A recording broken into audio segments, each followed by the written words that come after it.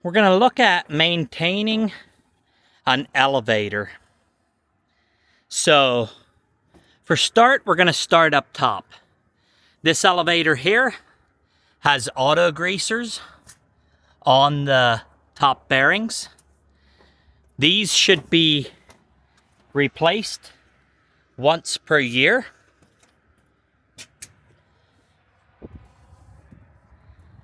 If you do not have the auto greasers, these bearings should be greased. Since they're a low speed bearing, they should be greased about every 1,000 hours. So every 1,000 hours, or at least once a year, you ought to give a few pumps of grease to these bearings up here on top. You'll also want to open up here and look at your elevator bucket, your elevator belt here, and verify that the belt is running in the center of the top drive wheel. You want to verify it's running in the center and not running close to the edge of the wheel anywhere. That should be checked once a year. So we close this up.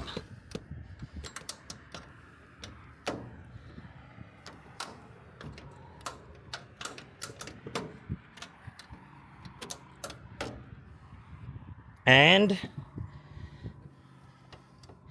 down here, this is our discharge. This is the discharge of the elevator. Down here, this is the outlet. So here, this is an AR steel lined outlet. If a lot of your farm elevators would have a poly lined outlet, like a UHMW liner in there, you want to check this once a year and make sure your liner isn't wearing through. If the liner starts to wear through, you're going to want to replace that. Up here, you can see the edge.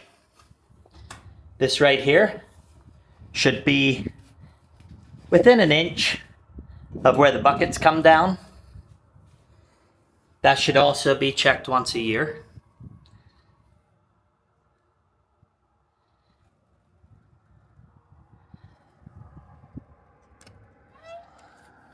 Okay, that's all we need to check in there.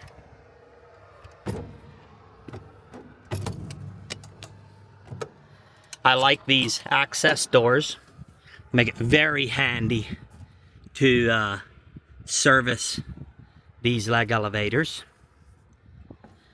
Now we're going to go around the other side of this elevator.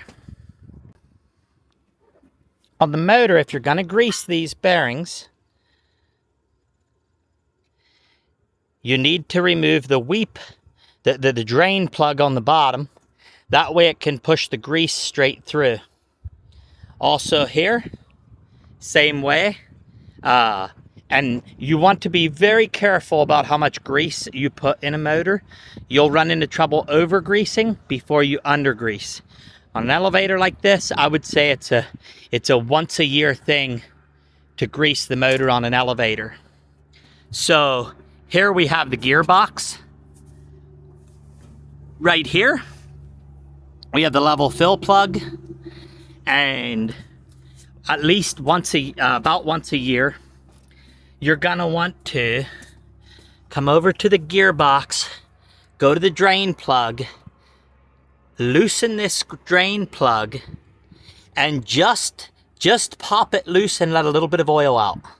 If any water comes out with that oil, or if the oil is cloudy or milky or anything, then you'll want to drain the oil and put new oil in it. Most of the gearboxes on elevators are just going to take a 90-120 oil or some standard gear oil, but you're going to want to verify. Different brands may require different kinds of oil, so you're going to want to verify the oil for the gearbox you're servicing. Some elevators have either bolt-on covers or where it takes like a They might have wing nuts, depending on the model you have, or bolt-on covers. You're also going to want to open up the belt shield and check the belt tension. Make sure the belts are tight. Also, look for cracks in the face of the belt.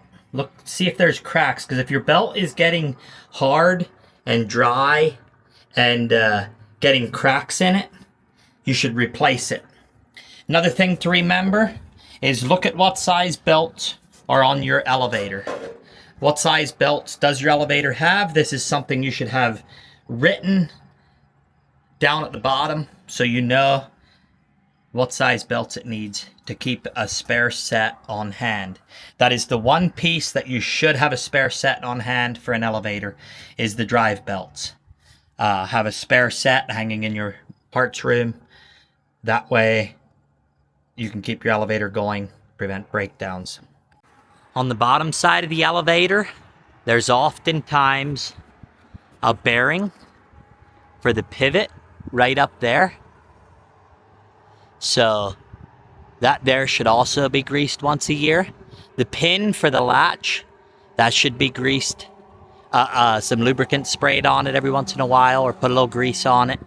Depending on the brand of distributor, you will have couple bearings that need grease, not because they get any wear, but just to keep the moisture out of them. So for servicing the elevator at the bottom, the maintenance that needs done at the bottom of the elevator, we start by adjusting the belt. So if it's a Lambton elevator, you're going to tighten the adjusters on both sides equally, and you're going to use a tape measure to make sure they're both tightened the same distance. But you need to tighten them till the spring right here is smashed tight enough you can just slip a quarter in between here. On all other brands of elevators, other than the Lambton with the spring, you're going to want to loosen the belt until the spool is setting on the belt. That this adjuster bolt isn't picking up or pushing down. Get both sides that way so the spool is setting in the belt, so the belt is relaxed and not tensioned. And then you want to measure your adjustments here. And then you're going to thread this rod down, adjust these down. You're going to measure from up here down to the adjustment and adjust this down 1 inch per 25 foot of elevator height. About 1 inch per 25 foot of elevator height. So if it's a 100-foot elevator, you're going to stretch the belt 4 inches. If it's a 50-footer, you're going to stretch it 2 inches. So once you have both sides equally tightened, where you've measured from up here to down here, made sure that both sides had an equal, that both sides were adjusted the same, so everything was straight, then you're going to want to open up the access door, which this just has wing nuts on here. You spin this open, that up. There's a grate on here so you can't stick your fingers in or anything. And then you're going to want to run your elevator and verify the belt is running on the center of that bottom drum. If the belt is running to this side, then you tighten this side to push it over. If the belt is running to the other side, you tighten the other side. You push it down to push the belt over. That's how you center the belt. The belt should be adjusted every year. Also, if you have any clunking in your elevator, like if there's clunking, that's a good chance that it is got a loose belt, because a loose belt will cause clunking. The elevator should run fairly quiet.